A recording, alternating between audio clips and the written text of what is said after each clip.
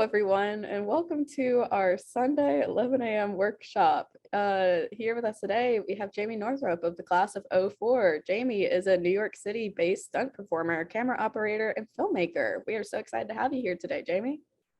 Thank you for having me. So I guess I'll take it away. So what I'm talking about today is something called like Stuntviz in the industry. It's a general blanket term for previs. Actually, let me start my little keynote. Ready? That doesn't help. I pushed the wrong button. And share screen. And share screen. And play.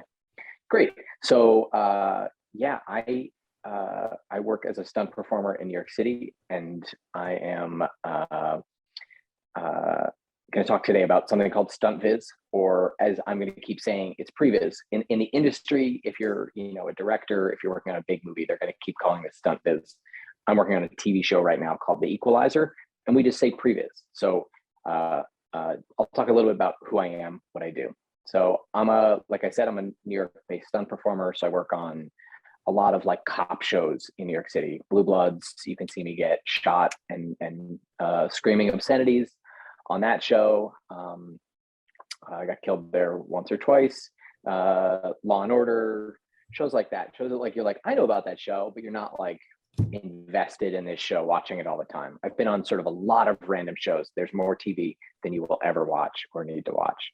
And I do the stunts for those. That could be getting shot falling down. That could be getting hit by a car. I've been hit by a car 3 times twice for Saturday Night Live, one for another show called Search Party. I've been lit on fire. Again, that's a lot for Saturday Night Live. They always shoot in New York. They've lit me on fire twice, maybe 3 times. Yeah, so a lot of stuff like that. And then career progression as a stunt person is you go from being a stunt performer into a coordinator position. And there's little steps along the way. So I took all of those steps in this last year on The Equalizer. I started as a stunt performer, working a few days. And then they said, hey, would you mind shooting the previs for stunts or shooting the Stuntviz? And I said, great, I'll do that. And then somebody above me stepped away and they went, hey, would you mind being the assistant stunt coordinator for this show? And I said, yeah, no problem. It's a lot more work. You gotta be involved in hiring people. And then in the last 2 episodes of the season, which I'm on right now, the stunt coordinator has to step away for another show. And he goes, okay, now you're the stunt coordinator. So I've taken every single step in the career ladder on this show. It's been really interesting and exciting, and I've gained a lot of perspective on the whole job. But yeah, let me go back to my sort of topic, which is like, what is a Stuntviz? Or as I'm going to keep saying, I'm going to keep calling it a previs. So Stuntviz is sort of a pre-shoot. So if they're going to shoot a stunt on a movie and it's big and complicated, there's a lot of different actions from a lot of different angles, a big fight scene. They're going to want to prepare for that. When you get to set, things get expensive very quickly, and you don't want to be wasting time thinking about, where exactly a punch should be, or maybe this should be a kick. You need to decide all that in advance. So a previs is basically a step between the script and actual filming. And yeah, the difference between these terms, I can say one more thing about it, which is Stuntviz is a little more of like a movie term. Previs is more of like a TV term. If you Google previs, you're going to find special effects previses, because they will actually previs an entire movie before they make it. Every single shot of a Marvel movie or a big action movie is prevised before, maybe even before the director shows up, which is completely insane. Here's a dictionary definition. You can follow definitions like this on an Instagram account for a company I run called Stunt Listing. We're gonna get it.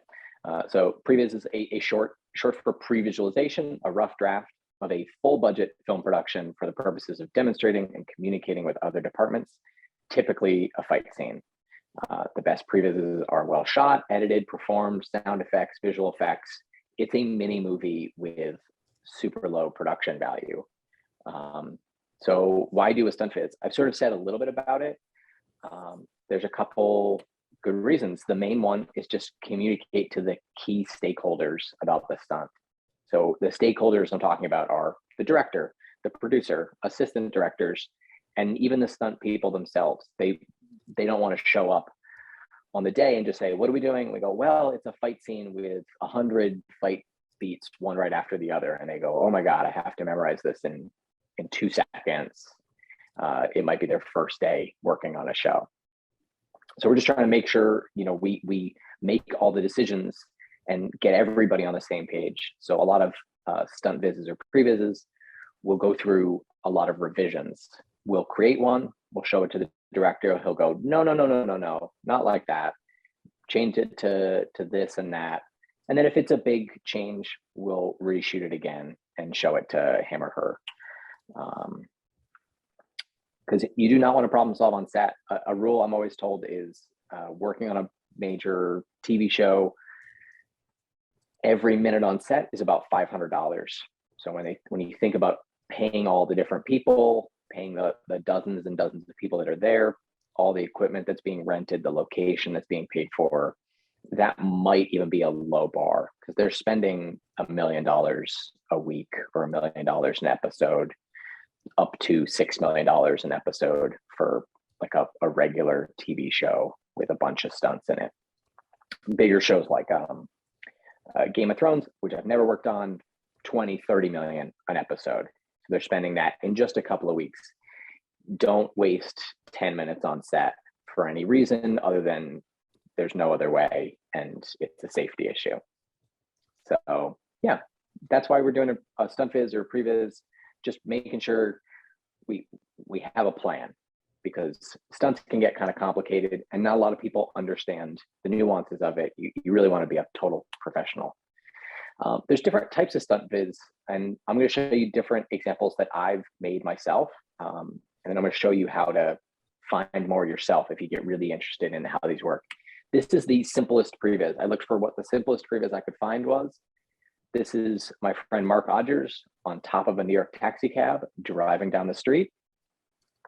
I show where the street is, where the sidewalk is, and where 30 Rock is, because this is what we were filming. It was an event in Manhattan, sort of a movie slash commercial for NBC. And Mark is flying on this taxi cab. The taxi cab's driving around. It just shows what people need to know. I didn't need them to see anything or show camera angles. They can all decide that for themselves. This is another previs I did. Nobody asked for this, actually. I just sort of made it while I was working on it to help communicate with the stunt coordinator. So this is a Sofia Coppola movie called On the Rocks. Not a lot of stunts, but we have some aggressive driving by Bill Murray. So that's getting kind of dangerous. In New York City, you can't just block all the streets unless you're paying millions and millions of extra dollars. So they don't want to. So we do what's called a rolling lockup, which is they just hold traffic up for 2 minutes and we drive in front of traffic, and then we have the street. We have to have a very careful, a very detailed plan and a plan for all these backups. But I'm going to show you what my previs was. I'll probably play this a couple times. So that red car is the little sports car that he's driving. And so he's just supposed to drive through traffic. It's not an action scene. There's not a big story. He's just driving. We just need to give him basically some background drivers. And so we just had car 5 move to the side, car 8 kind of wiggle around, and then, oh, car 8 didn't want to block that guy, so he gets out of the way, acts a little nervous. So everybody else is just driving in this, what we call as a grid format. And you can see in the description, it's supposed to be a POV of the hero. I grabbed a storyboard photo that they gave us, which is, we're looking behind Bill Murray, and I don't know who the driver, who the passenger is in this one. Maybe somebody knows. And we were going to do this in the actual car, or in what's called the biscuit rig, which is sort of a very long vehicle that you put the car on top of, and then you drive the car on top of the car. It's like a trailer for movies that lets you make sure that the actor's not driving. So yeah, this is another like simple previs just to communicate. So this communicated to the assistant directors what was going to happen on the day. This communicated to every driver. We had 8 drivers, where they were going to be, relatively where they should be, what they should do. They should just maintain this grid. That's all I wanted to do, right? So it gets a little more complicated. We do some fighting previs. So this previs sequence, we shot 4 times. So I made a previs for it, and then I made another plan for it. Then we reshot that on location, and then they shot it themselves. So I'm going to show you all 4 steps of this. So this is sort of a progression from the initial idea all the way up to the final showing for the show, The Equalizer. This is exactly what we sent them. We call this a stunt reference. Yeah, that's playing. Oh, I'm sorry, wrong one. Backing up. So this is a stunt reference. This is a very simple scene. Sorry, the pictures are covering the words on this one. You guys are your pictures. So this is just a simple beatdown scene. We were just giving the director some options on this, just to make sure we had the right tone. This is somebody getting like tortured. This guy was a good guy who got captured by some bad guys. So this is just a guy getting beaten up. These are all stunt people. Nobody's really getting hurt. It's sort of, everybody's sort of a bad actor. It's very funny.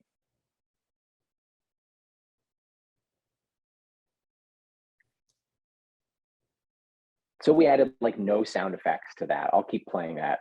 I'll play that again for everybody.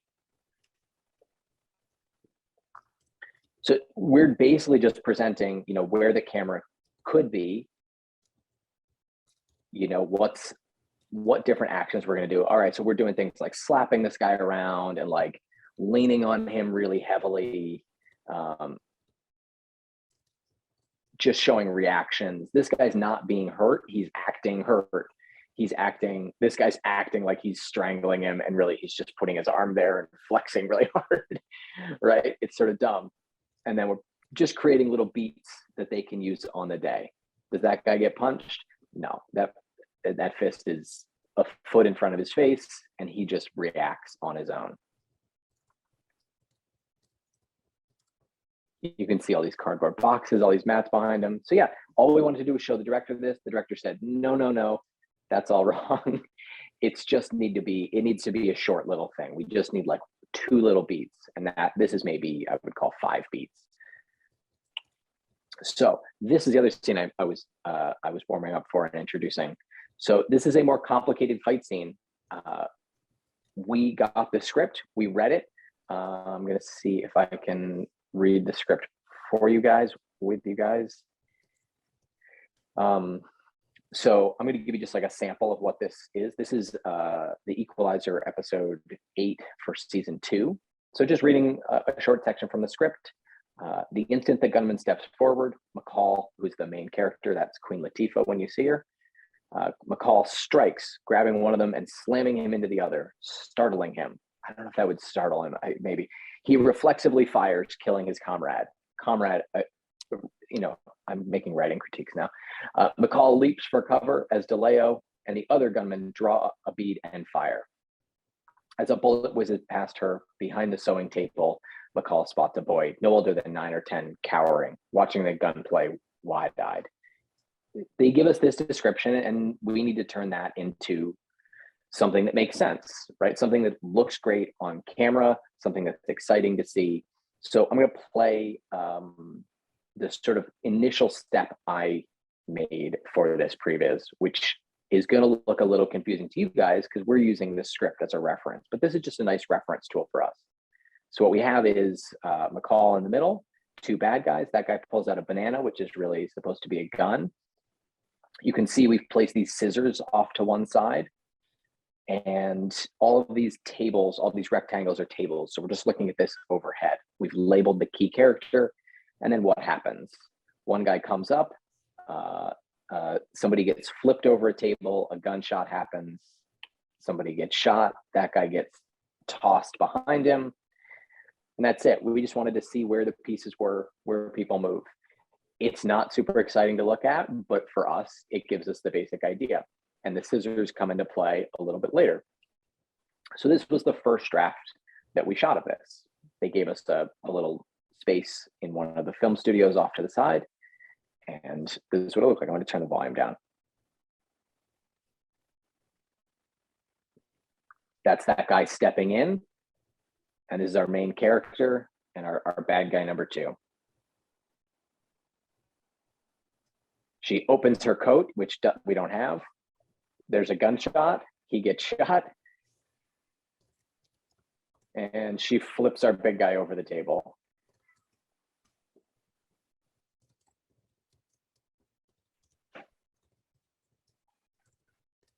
That's a knife. We didn't have a knife. We used a water bottle. The scissors, sorry. She's hitting this guy with something. And that's supposed to be like an iron, like an industrial iron. Great. So simple elements. It's starting to make a little more sense. So we show that to the director. The director was like, okay, I get it. Let me make a couple change. Can we make a couple changes? And can we shoot this on the location? So we went, okay, no problem. We reshot the full thing in the actual location. So this is an actual, what would you call it? Like a sewing workshop in New York City. And we wanted to make sure all of these elements worked on the location.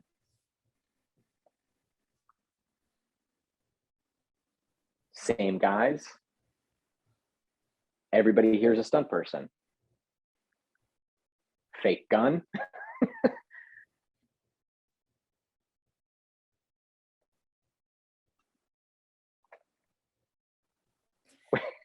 Now we've got real effects in blood.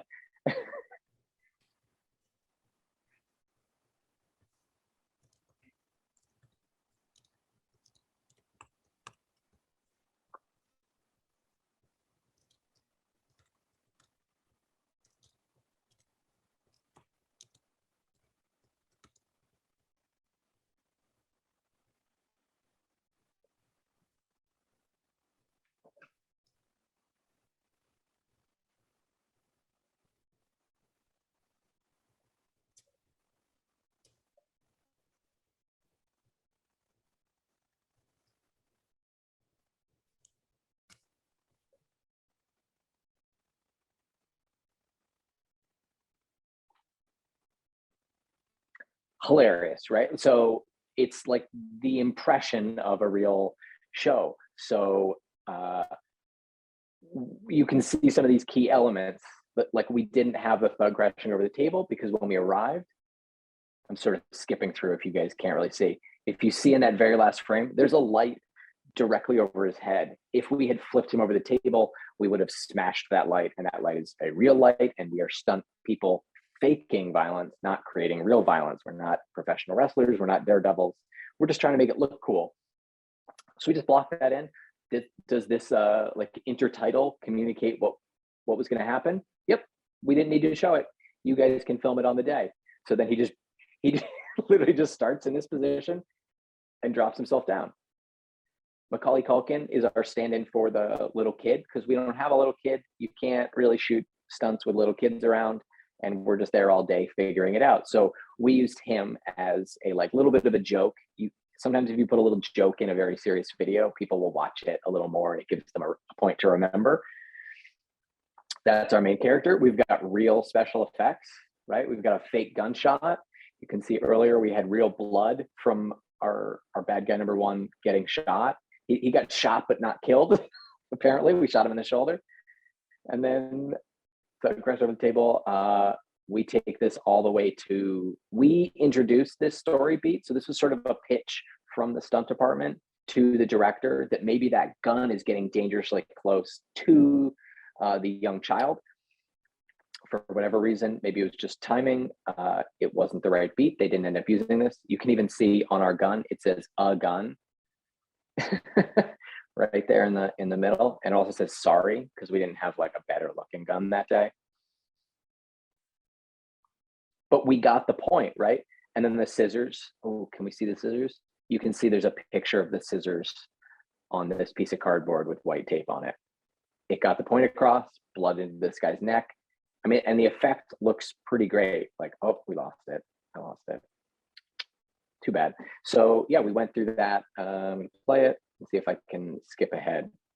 So this is a real iron. We wanted to sell the effect of this guy getting burned. We're not doing makeup. We don't have actual smoke. So you can see my really bad special effects, quick and dirty. But all we need to do is communicate to the director, to all the stakeholders. This is her gun and the clip that she used. So now we can take a look at what did this actually look like with the real star. If you compare sort of our first frames, we're pretty close to what they actually shot most of the time.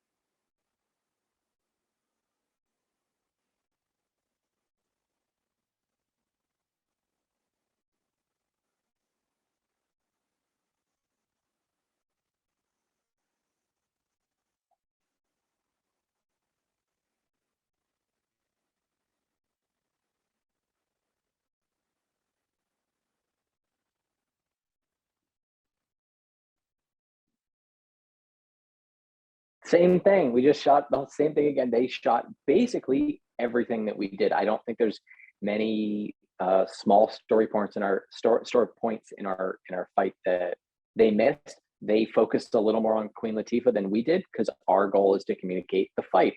Their goal is to communicate emotion and story, and she's telling it, right? The story's about her. Their special effects look quite a bit better than mine. They're much more subtle, but it's the same exact shot, just from they had him look one way, we had him looking the other way. That's the only real difference. Yeah. Any questions about that previous process up to that point? I'm going to talk a little bit more about, the in general stuff about stunts and previs. Yeah. So all we did to communicate this was we showed them physically the previs. We showed them in position what that looked like, so that they knew where they were going to put their cameras. Because in the end, there's more people contributing than just the stunt department. There's a camera department with award-winning cinematographers and very talented people who are just making this all look 100 times better than we looked. So I want to talk about this thing, what I'm calling the Stuntviz aesthetic. It's a very bizarre world that we're shooting in. We use cardboard boxes for everything. You saw a lot of very simple backgrounds, and you saw a lot of very messy backgrounds sometimes, because all we cared about was communicating what these punches were, and maybe there were mats in the background. We use cardboard boxes in the stunt department because they do really well to define what a wall is. You can see these vertical lines, horizontal lines that make it really clear where the walls are. They're very cheap. We can throw people into them. It works as a bit of a safety protection. And then, yeah, they're sort of this like perfect tool. The props are relevant in this screenshot from an upcoming previs. You can see there's a gun, a water bottle, and he's got like a fake cigarette that he just made out of, I don't know, maybe it's like newspaper. And then that little rectangle is supposed to be the like a box of cigarettes that he's doing it. So we started at just this simple point. The acting is generally very bad, right? Queen Latifah is a much better actor than we are. Her performance, everyone's performance in there is just great. And we don't actually care about it. We just care about communicating the stunts and sort of making sure we hit the story beats. The performers are reused. This guy you're seeing right now, he was in that other previs, the other episode. He's playing an entirely different character in the previs world. My dream is that a William & Mary student will write an essay, a film studies essay about stunt previs, because they are fascinating to me as a former William & Mary student. The costumes are very simple. In this case, he's just wearing what he's wearing. In that first previs fight video, she opens her jacket, but she doesn't have a jacket even to open. And in the second draft, we managed to get that so that she could open up her hoodie and reveal what should have been a gun, but there was no gun. And I need to move. The lighting is convenient. This is just the light that's overhead. We're not doing any special lighting. I come from a camera background, so maybe I'm occasionally trying to make a few choices about it, but I can't focus on it. We just need to make sure that we can see the action and that it's all very clear. The music is heavy-handed. All that music, dun, dun, dun, dun, dun. Sound design is loud. You could hear all of our gunshots. When he got his wrist twisted, we made like a big cracking sound. People are grunting all over the place. It's kind of hysterical. When you really like break it down, it's a very bizarre world. Color correction's very simple. So we do, as you can see, we consider all of the steps when we're shooting a stunt viz, when we're considering shooting a previs. We just keep it really simple for ourselves.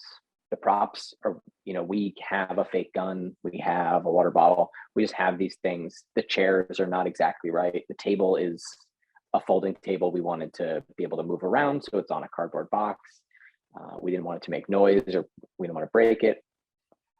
So it's all the same things you do on a major motion picture, a major TV show. We just keep it really simple. We're concerned with just one thing, making the stunts look good. So where can you learn more about stunts or previs or Stuntviz? So a couple great resources.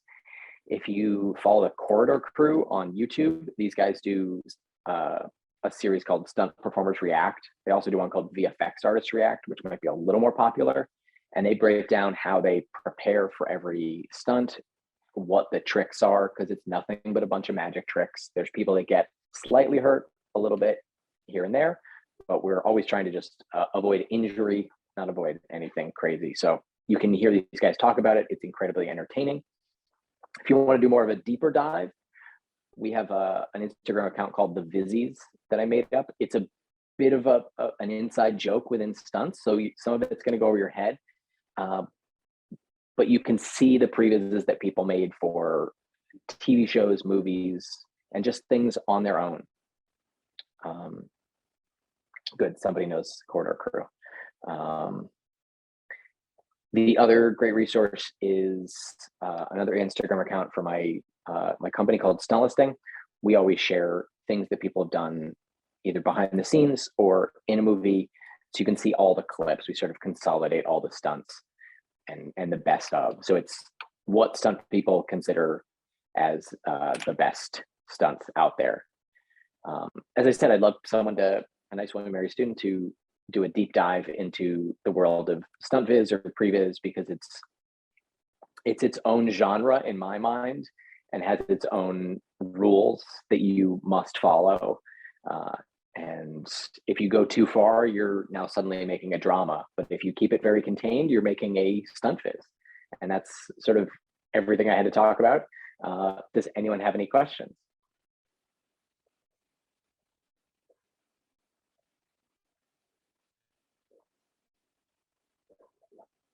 I literally can't find the stop button. Great. Thanks everybody for coming. If anybody does have any questions, I'm pretty easy to find. My email is my name, james.northrup@gmail. Reach out to me anytime. You can also find me on Stunt Listing. How did I get started in stunts? I graduated in 2004, and I'd been making movies with my friends in college and high school. I was just doing them for fun, and the stunts would just happen to be there. And I didn't know that there was even really a job that you could, like real people did as a stunt person. So when I moved to LA, I moved to Los Angeles to work in film. I moved in and my roommates were stunt people. And I went, oh, these are just regular people who have like athletic backgrounds. I was a gymnast at William & Mary. I competed in all around. So I decided that was maybe enough. It's considered a good background. And there's a couple of William & Mary stunt people now. Josh Freed was in The Greatest Showman as the Hugh Jackman stunt double. So he's done some really big movies. He'd be another great resource if someone wanted to get into stunts. So yeah, I don't know if the alumni network knows about that when you guys are graduating. Riskiest stunt and how did I manage that risk? So the riskiest stunt That's a good one. They all have like different risks. Oftentimes you're putting your trust in someone else. So I'd say the like one of the biggest stunts I did was a Darren Aronofsky movie called Noah. And what they wanted all of the stunt people to be were dead bodies. So the problem with being a dead body is you can't protect yourself if something is going to happen to you. You're just sort of getting what comes to you. So in the movie Noah, we were all the bad guys. I don't read the script for a movie like that. I just work and do the stunts for one day. We had stormed Noah's Ark and we had died on the steps and been killed. And then the flood came and the rains came. And what happened was a big wave came, hit Noah's Ark, and we got washed off of the steps. And so what they did is they put us on these big wooden stairs, 30 feet of stairs, 20 people lined up on the stairs, and they poured 1,000 gallons of water on us. And that washed us down. So you're just washing people into a pile at the bottom.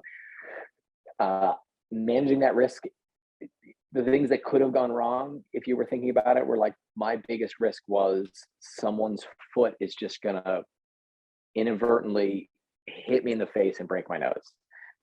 That's the only bone I've ever really broken doing anything. So I was very worried someone was just going to kick me in the face. So what I did was, as a dead body, my dead body kind of had its arm up.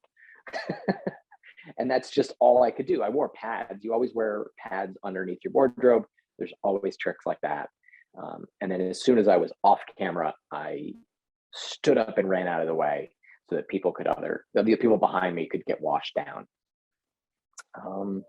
Trying to think what else I've done. I've been hit by a car a bunch of times, and there's not a lot you can do. You just have to sort of plan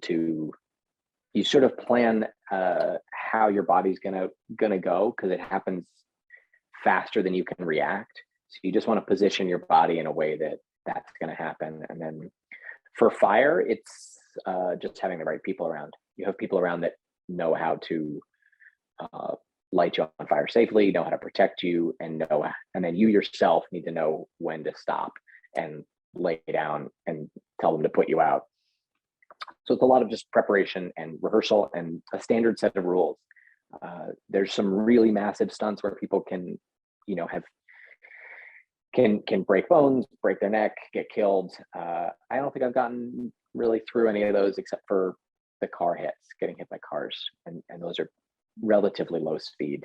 People crashing cars. I'm taking a car crashing class in May, and I'll let you know. I'll have more to do that. My favorite project, I'll say right now, is Equalizer. I've learned a lot. I said I went from being the lowest level stunt person on the job, just sort of being there, watching the stunts and getting close to the action, to now I'm working as the stunt coordinator for the last episode, and we have a lot of big stunts. I'm not going to reveal anything now because the show won't air for a few months. Reading your question, Claire, thanks. Do stunt crews prefer for actors not to get involved in their own stunts? I'm curious about it, if it elevates the risk level by having someone with less experience insist on doing their own stunts. Yeah, the great part about that question is that usually it's not the stunt person that has to say no, it's the insurance company that says no, or it's the director that says no, or the producer that says no, because they know. It's really like, if I'm working with an actor, as long as they're not, Tom Cruise or somebody super famous, there's a lot of like middle level actors that I have no problem talking to and telling them, no, it's probably not safe for you to do this. If they're insisting on it, if they get hurt, we have to stop production. Everybody loses their job and this movie doesn't get finished, and the producer loses out on millions and millions of dollars or whatever they make. It's not a good look. So usually the actors don't want to do all their own stunts. They might want to get shot, or they might want to be involved in a fight scene, and that's generally pretty safe.